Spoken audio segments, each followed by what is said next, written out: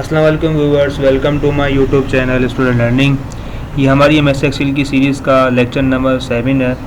Last lecture number 6 में हमने MS Excel के अंदर जो है वो होम की टैब कंप्लीट कर ली थी। तकरीबन मैंने आपको एडिटिंग के सारे ऑप्शन बता दिए थे और आज हम एमएस एक्सेल के अंदर जो है इंसर्ट की टैब को डिस्कस करेंगे। और इंसर्ट की टैब के अंदर जो पहला ऑप्शन है हमारे पास वो है पाइवट टेबल।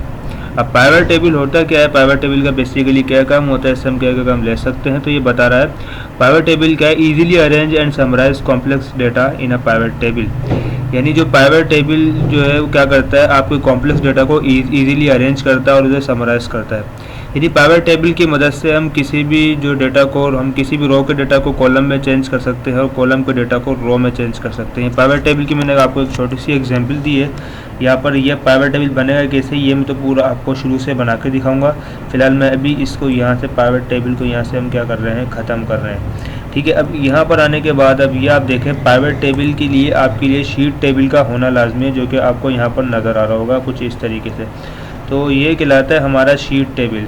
इस शीट टेबल की मदद से हम पाइवट टेबल क्रिएट करते हैं। अच्छा, दोनों में डिफरेंस क्या, हम पाइवट टेबल क्यों बना रहे हैं। अच्छा, शीट टेबल जो होता है हमारे पास वो फिक्स टेबल है, इसमें हम रो के डेटा को कॉलम में चेंज नहीं कर सकते और कॉलम के डेटा को रो में चेंज नहीं कर सकते। और उसमें पाइवट टेबल में भी ये भी फ़ायदा होता है कि हम इजीली रो के डेटा को कॉलम में चेंज कर सकते हैं, कॉलम के डेटा को इजीली हम रो में क्या कर सकते हैं, चेंज कर सकते हैं। तो पाइवट टेबल एक फ्लेक्सिबल टेबल होता है और शीट टेबल एक फिक्स टेबल होता है। तो शीट टेबल को चेंज करने से बेहतर हम इसी का हम एक पाइवट टेबल बना लेते हैं, जिसमें हम इजीली हम रो के डेटा को कॉलम में रख देते हैं और कॉलम के डेटा को इजीली हम रो में रख देते हैं। और वहाँ ये भी फ़ायदा होता है हमें कि हम जो है इजीली किसी भी चीज़ का टोटल हमें सारी चीज़ें खुद निकाल कर दे रहा होता है। तो आइए अब देखते हैं पाइवट टेबल हम कैसे क्रिएट करते हैं। तो यहाँ पर आने के बाद आप जो शीट टेबल है, आप उस शीट टेबल की रेंज का कोई भी एक सेल सेलेक्ट कर ले ताकि आपको रेंज दोबारा पूरी ना देना पड़े। अगर आप कोई बाहर वाला सेल सेलेक्ट करते हैं तो फिर आपको रेंज पूरी देनी पड़ेगी। अब मैंने शीट के अंदर का कोई मतलब जो है शीट टेबल की रेंज का कोई भी मैंने एक सेल सेलेक्ट किया। सेल सेलेक्ट करने के बाद जैसे हम पाइवट टेबल पे क्लिक करते हैं तो यहाँ पर हमारे पास देखें ऑटो रेंज सेलेक्ट हुई हुई आ जाती है, यहाँ हमें देने की ज़रूरत नहीं है। और अगर आप किसी बाहर वाला सेल सेलेक्ट करते हैं तो फिर आपको रेंज देनी पड़ेगी, सेलेक्ट हुई भी नहीं आएगी। अब ये बोल रहा है कि पाइवट टेबल जो बनाना है वो आपको न्यू वर्कशीट पे बनाना है, यानी नई शीट पे बनाना है, या फिर एग्जिस्टिंग वर्कशीट पे यानी जिस पे आप काम कर रहे हो उसी पे बनाना है। तो मैंने बोला एग्जिस्टिंग वर्कशीट पे बनाना है, तो हमने इस पर चेक लगाया। चेक लगाने के बाद अब ये पूछ रहा है जब आप इसी शीट पर पाइवट टेबल बनाना चाह रहे हैं तो पाइवट टेबल आप कौन से सेल से स्टार्ट करना चाह रहे हैं। तो उस सेल का आप यहाँ का देंगे एड्रेस देंगे। तो यहाँ मैंने इस पर क्लिक करा, मैंने बोला पाइवट टेबल हमारा इसी सेल से क्या होना चाहिए, स्टार्ट होना चाहिए। और ये मैंने सेल सेलेक्ट करके यहाँ से इसको हमने क्या कर दिया, ओके कर दिया। जैसे अभी हम ओके करेंगे तो यहाँ पर पाइवट टेबल ब्लैंक आ रहा है, यहाँ कोई फील्ड नहीं आ रही है। तो जैसे आप पाइवट टेबल अब इंसर्ट करवा देंगे तो यहाँ पर आपके पास कुछ फील्ड्स आपको अवेलेबल होंगी। वही फील्ड्स हैं सारी की सारी जो आपने शीट टेबल में रखी हुई हैं, उसी के अकॉर्डिंग सारी फील्ड्स हमें यहाँ पर दिखा रहा है। ठीक है, अब यहाँ पर आने के बाद अगर आप इसके अंदर का सेल सेलेक्ट करते हो तो फील्ड नजर आएगी, अगर कोई बाहर का सेल सेलेक्ट करते हो तो फ्री ऑप्शन आपको नहीं दिखाएगा, क्योंकि पाइवट टेबल की ऑप्शन है। जब पाइवट टेबल पर आप काम कर रहे होंगे तभी वो आपको दिखाएगा। अभी मिसाल के तौर पर मैंने डेट पर चेक लगाया। जैसे ही मैं डेट पर चेक लगाता हूँ तो मैंने एक फील्ड पर चेक लगाया तो वो फील्ड हमारी कहाँ पर आ रही है, देखें रो पर आ रही है। तो डेट्स हमें सारी किस में दिखा रहा है, रो में दिखा रहा है। किसके अकॉर्डिंग दिखा रहा है, इसी के अकॉर्डिंग दिखा रहा है। अब मैं चाह रहा हूँ कि अभी रो के डेटा को हमें कॉलम में चेंज करना, तो यहाँ से हम इसको उठा के इजीली जो रो का डेटा है हमारा उसको हम क्या कर सकते हैं, कॉलम में ड्रैग कर सकते हैं। देखिए यहाँ पर मैंने क्लिक करा, मैं रो को उठा के कहाँ ले गया, कॉलम में ले गया। तो जैसे ही मैं डेट को रो से कॉलम में लेके गया तो देखिए अब डेट हमारी सारी किसके अंदर आ रही, कॉलम में आ रही। तो इस तरीके से इजीली आप जो है अपने रो के डेटा को कॉलम में या फिर कॉलम के डेटा को रो में आप सेट कर सकते हैं पाइवट टेबल की मदद से। तो इसलिए इसको हम फ्लेक्सिबल टेबल भी बोलते हैं। ठीक है, अब यहाँ पर आने के बाद हम दोबारा इसको जो है रो के अंदर ही ले आते हैं, तो दोबारा हमारा सारा डेटा रो के अंदर क्या हो जाता है, अरेंज हो जाता है। उसके बाद जो है अब जो आप प्रोडक्ट पे चेक लगाएं तो हमें ये भी बताएगा कि कौन कौन सी डेट को कौन कौन से प्रोडक्ट सेल होता है। हम जैसे चेक लगाएंगे तो ये अभी किसके अंदर बता रहा है, ये भी रो में बता रहा है। चाहे तो इसको आप कॉलम में भी देख सकते हैं। दोबारा मैं उस पर लेके जाता हूँ तो देखें हमें अभी सारा कॉलम के अंदर दिखा रहा है, और हम रो में रखेंगे तो सारा हमें रो में दिखाएगा। फिलहाल अगर आपको नहीं पता कि कौन सी फील्ड हमें रो में रखनी है, कॉलम में रखना है, जस्ट आप इस पर चेक लगा दें, खुद ही ऑटो अरेंज करते रहेगा। ठीक है, अभी बता रहे कौन कौन सी डेट को प्रोडक्ट सेल है, बता रहे इस डेट को 2 प्रोडक्ट सेल हुआ, इस डेट को हमारा एक ही प्रोडक्ट क्या हुआ, सेल हुआ। उसके बाद इसी तरीके से यहाँ लिखा हुआ 1 यूनिट प्राइस। ठीक है, अब यहाँ पर आने के बाद हम देखना चाह रहे हैं कि हर प्रोडक्ट के 1 यूनिट प्राइस क्या है। तो यहाँ पर हमने इस पर चेक लगाया। देन चेक लगाने के बाद ये बता रहा है चेयर एक जो है वो 500 की है और टेबल जो है वो 400 की है। तो 1 यूनिट के हिसाब से जो आज की डेट के हमें पैसे हमारे जो बन रहे हैं वो कितने बन रहे हैं, 900 बन रहे हैं। और अगर टोटल यूनिट के हिसाब से लगाएं कि भाई आज की डेट के हिसाब से कितने यूनिट सेल हुए, तो टोटल उसके पैसे कितने बने, तो हम लगाएंगे सेल नंबर ऑफ़ यूनिट। पहले तो हम ये देखेंगे टोटल कितने यूनिट सेल हुए। तो ये तो फिलहाल अभी यहाँ 1 1 के पैसे बता रहा था और उसी का टोटल करके दिखा रहा था। अब यह बता रहा है टोटल जो है टेबल 4 सेल हुई हैं और जो है चेयर हमारे पास 2 सेल हुई, तो टोटल हमारे 6 आइटम सेल हुए। उसके ऊपर इसका टोटल भी आपको बता रहा है। ठीक है, अब यहाँ पर आने के बाद हम देखना चाह रहे हैं टोटल यूनिट प्राइस। हम जैसे इस पर चेक लगाएंगे तो इसका हमें पूरा टोटल यूनिट प्राइस हमें क्या करवा रहा होता है, शो करवा रहा होता है कि 2 चेयर के टोटल पैसे 1000 रुपये होंगे और 4 टेबल के टोटल पैसे 1600 होंगे। तो आज की डेट के हिसाब से जो टोटल यूनिट के जो पैसे हमारे पास बन रहे हैं वो कितने बन रहे हैं, 2600। तो इस तरीके से सारी चीज़ों का हमें टोटल भी दिखा रहा है, अलग अलग डेट के हिसाब से भी दिखा रहा है, ये इस डेट का दिखा रहा है, ये इस डेट का दिखा रहा है। तो इस तरीके से भी इसको आप यूज़ कर सकते हैं। और यहाँ पर आने के बाद अब नीचे आएंगे तो तमाम उसका ये आइटम भी दिखा रहा है और उसके हमें ग्रैंड टोटल दिखा रहा है। ये 1 यूनिट के हिसाब से ग्रैंड टोटल दिखा रहा है और टोटल यूनिट कितने सेल हुए इसका नंबर बता रहा है और जितने यूनिट सेल हुए हैं उसके टोटल पैसे कितने बन रहे हैं वो सारी चीज़ें हमें यहाँ बता रहा है। तो सिंपल हम इस तरीके से यहाँ प्राइवेट टेबल का यूज़ कर सकते हैं, उसको अपनी मर्ज़ी के मुताबिक हम इजीली अरेंज कर सकते हैं, रो या फिर कॉलम में उसको इजीली हम ऑर्गेनाइज कर सकते हैं। उसके बाद अगर आप डेट के हिसाब से फ़िल्टर करना चाह रहे हो तो फ़िल्टर बना हुआ आ रहा है, इधर नहीं आ रहा तो हम इस पर आके इजीली हम देखना चाह रहे हैं। खाली अब सब पे चेक लगा हुआ तो सारी डेट का डेटा दिखा रहा है, हम सब पे चेक करा देते हैं। खाली मैंने इस पर चेक लगाया तो अब ये खाली इस डेट का दिखाएगा कि इस डेट को कौन कौन से प्रोडक्ट सेल हुए, तो कुछ इस तरीके से। अब आप चाह रहे हैं कि यहाँ मुझे जाके चेक नहीं लगाना पड़े तो आप कुछ भी नहीं करें, आप इसका एक स्लैशर क्रिएट कर लें, वो भी फ़िल्टर का काम करता है लेकिन वो फ़िल्टर से ज़्यादा तेज़ काम करता है। फिलहाल हम क्लियर करते हैं इसको और यहाँ पर आएंगे तो इसकी एक डिज़ाइन की टेब हमारे पास ओपन हो रही होती है। ठीक है, यहाँ पर आने के बाद डिज़ाइन की भी है, एनालाइज की भी है। तो फिलहाल हम एनालाइज में चलते हैं। यह लिखा हुआ है इंसर्ट स्लैशर, ये भी काम किसका कर रहा है, user slasher to filter data, ये आपके डेटा को फिल्टर करने का काम कर रहा है। ठीक है, अब यहाँ पर आप इस पर जैसे ही चेक लगाते हैं तो यहाँ तमाम फील्ड्स अवेलेबल है। अब वो आप पे डिपेंड करता है कि डेटा आप किस फील्ड के लिहाज से जो है वो उसको आप जो है वो देखना चाह रहे हैं। तो आप उस पर चेक लगा दें, मतलब डेट के लिहाज से देखना मतलब डेट के लिहाज से डेटा को देखना चाह रहा हूँ कि कौन कौन सी डेट को कौन कौन सा डेटा हमारा सेल हुआ। तो यहाँ पर आने के बाद कौन कौन सी डेट को कौन कौन सा प्रोडक्ट हमारा सेल हुआ, तो हमने इस पर चेक लगाया, ओके करेंगे तो डेट का फ़िल्टर बनाकर आपको दे देगा। तो जैसे डेट का फ़िल्टर बनाकर आपको दे रहा है इस तरीके से आप किसी फील्ड का फ़िल्टर बना सकते हैं और उसके मुताबिक डेटा को इजीली फ़िल्टर कर सकते हैं। देखिए मैं खाली वहाँ जाके चेक लगाने की ज़रूरत नहीं, मैं खाली क्लिक करता रहूँगा, मुझे उसके हिसाब से उस डेट के हिसाब से बताएगा कि किसको कितने प्रोडक्ट सेल हुआ, कुछ इस तरीके से। ये देखें ये डेटा आपका क्या हो रहा है, चेंज हो रहा है। तो इस तरीके से आप यूज़ कर सकते हैं। बाकी ये क्लियर फ़िल्टर है, तो क्लिक करेंगे तो दोबारा सबका डेटा को क्या करवाएगा, शो करवाएगा। तो ये हमारे पास था प्राइवेट टेबल। तो आई होप आपको प्राइवेट टेबल समझ में आ गया होगा। और आगे देखते हैं आगे के ऑप्शन हमारे पास हैं। अब आगे हमारे पास ऑप्शन हमारे पास आ रहे हैं, ये हमारे पास आ जाता है यहाँ पर टेबल मतलब create table to organise and analyse related data.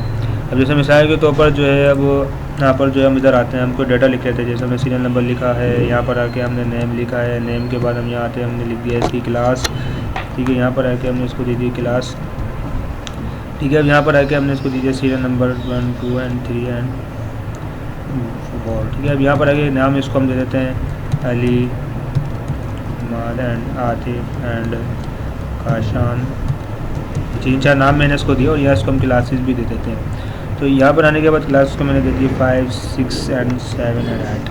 अभी सिंपल एक डेटा अभी इसको ऑर्गेनाइज वगैरह करने में मुश्किल होगी तो इसको हम क्या करते हैं टेबल के फॉर्मेट में कन्वर्ट कर देते हैं। यहाँ पर आने के बाद मैंने जैसे इसके ऊपर क्लिक करा तो यहाँ पर ऑप्शन आ जाएगा, जो रेंज मैंने सेलेक्ट की थी वही रेंज हमारे पास यहाँ पर आ रही है। और जैसे ही मौके करूँगा तो यहाँ पर हमारे पास इस पर एक फॉर्मेट टेबल आ जाएगा जिसकी मदद से हमने डेटा को हम ईजिली ऑर्गेनाइज कर सकते हैं। तो यहाँ पर आने के बाद ये सारी चीज़ें दिखा रहा है। अब ये टेबल स्टाइल सारे वही हैं, वही सेम चीज़ दिखा रहा है जो मैंने होम की टेब में आपको जो है फॉर्मेट टेबल पढ़ाए थे। यहाँ पर भी सारे वही स्टाइल यहाँ पर भी दिखा रहा है। और अगर हम यहाँ पर आते हैं तो इसकी हम जो डिज़ाइन के टेब में जाते हैं तो यहाँ पर भी सारे वही स्टाइल आपको दिखा रहा है, यहाँ से भी आप यूज़ कर सकते हैं। वही सेम चीज़ है, वो सारे सेम स्टाइल है जो मैंने होम की टेब में डिस्कस किए थे। तो ये अगर आपको देखना तो हमारी प्रीवियस वीडियो डाली है, आप देख लें, जहाँ पर मैंने होम की टेब के अंदर जो है फॉर्मेट को पढ़ाया है वहाँ से आपको सारी चीज़ें मिल जाएंगी।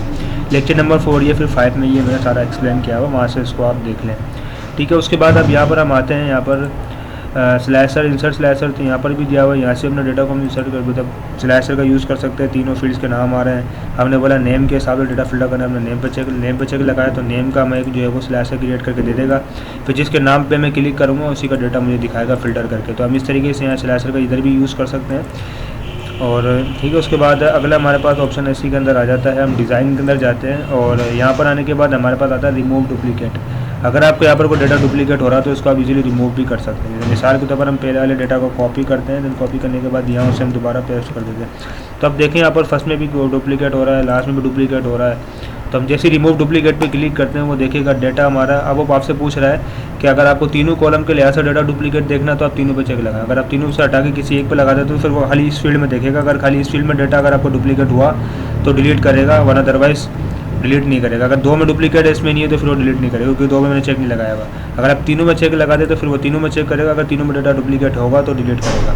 अब यह देखें तीनों के हिसाब से डेटा हमारा क्या हो रहा है, डुप्लीकेट हो रहा है। तो मैं ओके करूँगा तो एक डुप्लीकेट जो डेटा हो रहा था हमारा क्या कर दिया इसने, डिलीट कर दिया। तो ये बता भी रहा 1 duplicate value found and remove 3 unique value remain, यानी 1 डुप्लीकेट वैल्यू जो इसको मिली थी वो सारी हमारी क्या हो चुकी है, वो इसको जो मिली थी वो सारी इसने रिमूव कर दी है और बाकी 3 यूनिक वैल्यूज अभी भी हमारे पास मौजूद है। तो इस तरीके से हम यहाँ ऑप्शन इसका भी क्या कर सकते हैं, यूज़ कर सकते हैं। उसके बाद बाकी पिक्चर वगैरह के ऑप्शन ये सारे मैंने MS वर्ड में आपको समझाए हुए हैं, वही सेम ऑप्शन हैं, वो सारी चीज़ें। ये हमारे पास शेप्स हैं, ये हमारे पास सारी स्मार्टर ग्राफिक्स हैं, ये सारी चीज़ें मैंने आपको MS वर्ड में अच्छे तरीके से पढ़ाई हुई है। प्रीवियस लेक्चर हमारे जाके देख ले, वहाँ आपको सारी चीज़ें मिल जाएगी। बाकी स्क्रीनशॉट वगैरह ये भी पिक्चर है, तो जो ऑप्शन पिक्चर में आएंगे वो सारे सेम ऑप्शन इसमें आएंगे। तो यहाँ हम जो है वो ये सारे ऑप्शन डिस्कस नहीं करेंगे, क्योंकि एक्सेल के अपने ऑप्शन भी ज़्यादा हैं, उसको भी डिस्कस करने में हमारे पास टाइम लग जाता है। तो इंशाल्लाह फार्मूले के लिए भी मैं एक अलग से वीडियो बनाऊंगा, तो हम फार्मूले भी उसके अंदर डिस्कस करेंगे। बाकी हमारे पास आता है रिकमेंडेड चार्ट। अब रिकमेंडेड चार्ट हमने वर्ड में भी वैसे पढ़ा हुआ है, सारी चीज़ें चार्ट की टाइप मैंने MS वर्ड में भी बताई है, लेकिन एक्सेल के अंदर कैसे यूज़ होता है जस्ट उसको मैं थोड़ा सा डिफाइन करूँगा, ज़्यादा डीपली नहीं पढ़ाऊँगा, क्योंकि एक एक चीज़ मैंने MS वर्ड में आपको बताई हुई, वहाँ से जाके उसको आप इजीली हमारे प्रीवियस लेक्चर जो इसको आप जाके जो है वो देख सकते हैं। ठीक है, उसके बाद अब यहाँ पर हम चलते हैं। देखिए अब यहाँ हम डेटा लिख लेते हैं ना, डेटा लिखेंगे, अगर डेटा लिखे अगर हम क्लिक करेंगे तो यहाँ हमारे पास जो एरर आ जाएगा, ये हमें ही बोला दैट कंटेन द डेटा। अब अगर डेटा कंटेन होगा तो उसी के हिसाब से हमें चार्ट देगा, अदरवाइज नहीं देगा। तो यहाँ हम जो है वो डेटा लिख लेते हैं। जैसे मिसाल के तौर पर यहाँ हमने इसको दे दिया है ओवर 1, ठीक है, यहाँ पर इसको हम दे देते हैं ओवर 2 और यहाँ इसको हम दे देते हैं ओवर 3।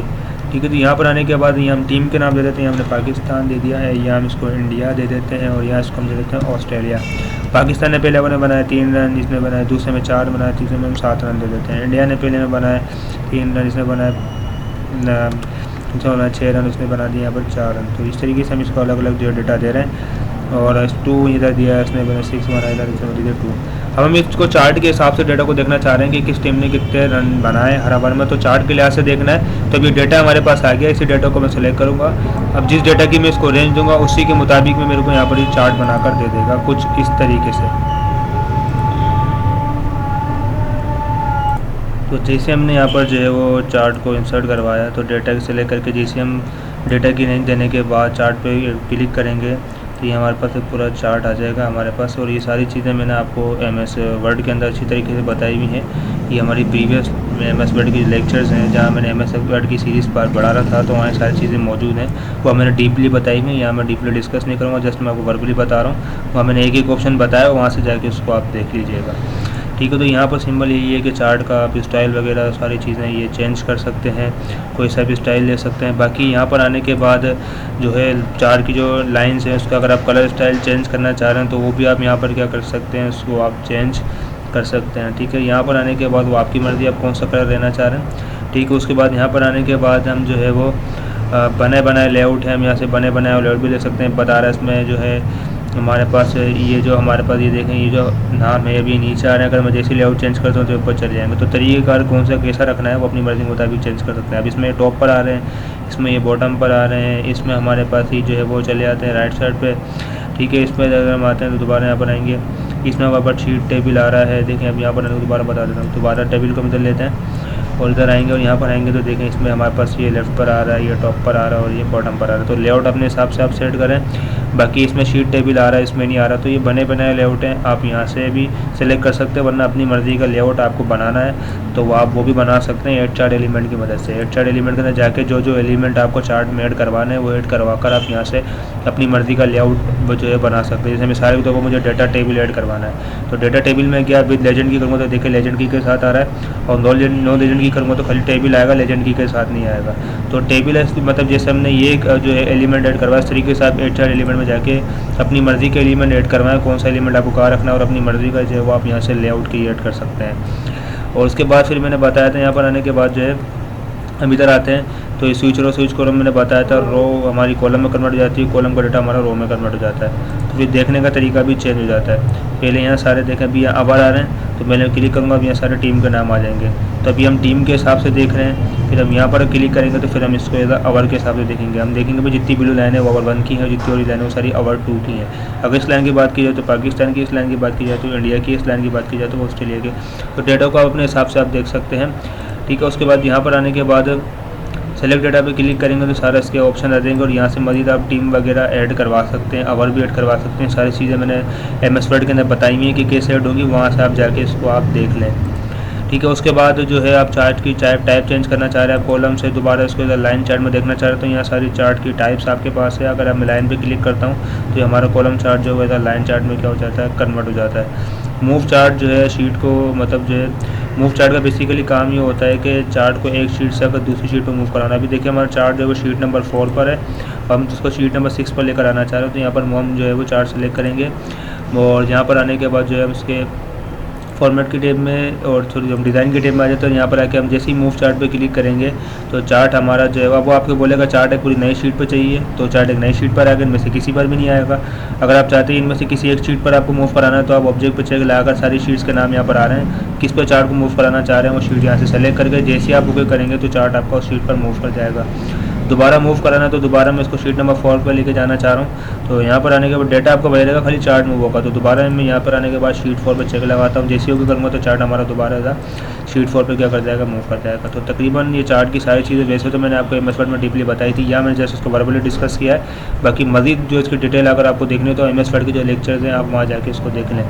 आई होप आपको चार्ट वगैरह समझ में आ गया होगा। और भी बहुत सारी टाइप इसकी या बाहर भी दी हुई है, ये सारी टाइप आप यहाँ से भी अप्लाई कर सकते हैं। हमारे पास लिखा हुआ आ रहा है कॉलम चार्ट वगैरह, और ये हमारे पास हायरार्ची चार्ट आ रहा है, तो ये सारी टाइप्स यहाँ पर भी हैं। और अगर आप रिकमेंडेड चार्ट पे क्लिक करते हैं तो ये सारी टाइप्स हमें ऑल चार्ट करना चाहते हो तो सारी टाइप्स हमें यहाँ पर भी दी हुई, यहाँ से भी टाइप्स आप अप्लाई कर सकते हैं, वो आपकी मर्ज़ी है, वहाँ से यूज़ करें या फिर यहाँ से यूज़ करें। तो आई होप चार्ट समझ में आ गया होगा। इंशाल्लाह आने वाले लेक्चर नंबर 7 में जो है हम इसको स्पार्क लाइन को डिस्कस करेंगे क्या होता है, बाकी आगे भी ऑप्शन को हम क्या करेंगे, डिस्कस करेंगे। तो हमारे चैनल को इसी तरीके से लाइक एंड सब्सक्राइब करते रहे ताकि मज़ीद आने वाली वीडियोस लेक्चर से रिलेटेड आपको मिल जाए। अल्लाह हाफिज़।